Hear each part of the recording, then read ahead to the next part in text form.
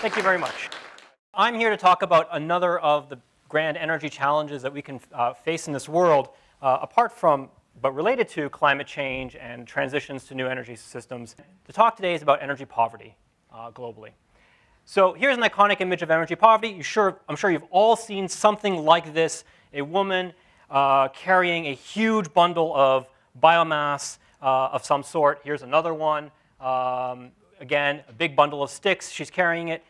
You've seen this image. The question is, how many of you have seen the image of what happens when she gets all that stuff home? That's this image. She gets it home, and she burns it. Now, how many of you have barbecued indoors using charcoal? Probably not too many of you.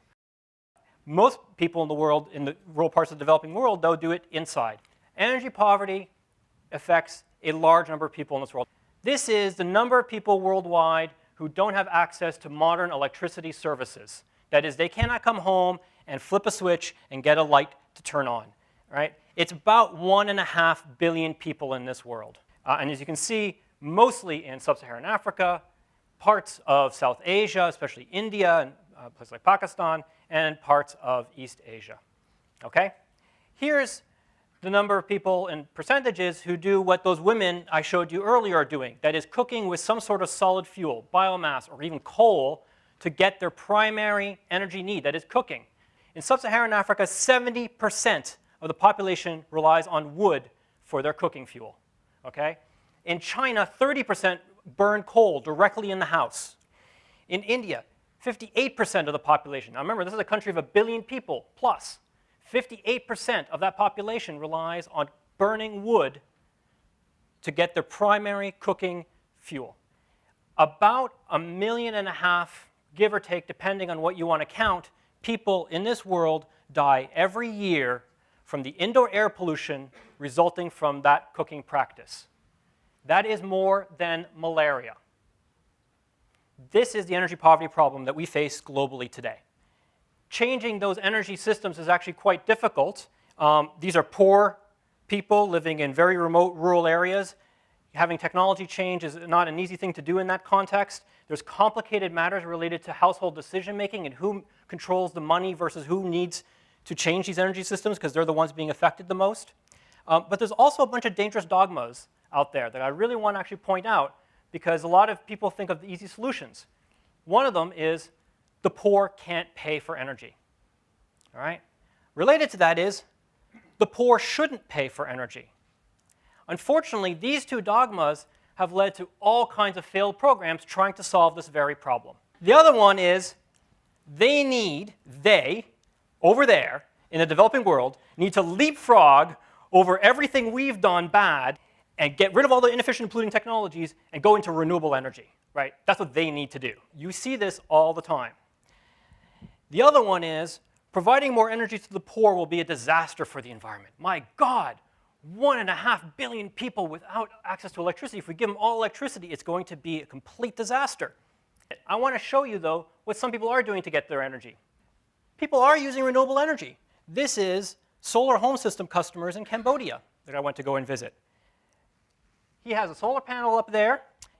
If you ask this gentleman who owns this solar home system why he uses a renewable energy technology, he will not, any time in his response, mention climate change. He uses this renewable energy technology because in that context, it's actually the best technology for him. Here's a biomass gasification system, also in Cambodia. Right? A wonderful village-level project in which people grow trees, put it into this cooperative that then turns into biomass electricity using a diesel generator, right? But running on this biomass gasification. Again, climate change, not the reason. The reason, they need electricity, they found a way to do it. But a lot of people do it this way. This is a rural electricity entrepreneur in Cambodia again, who runs a diesel generator to provide battery charging services for people and run a little mini microgrid in his village. Is it polluting? Yes. Is it inefficient?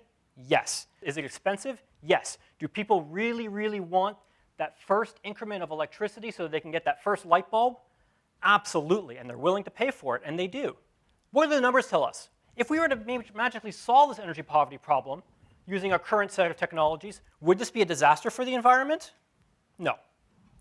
Solving the energy poverty problem will add about 2 or 3% to global CO2.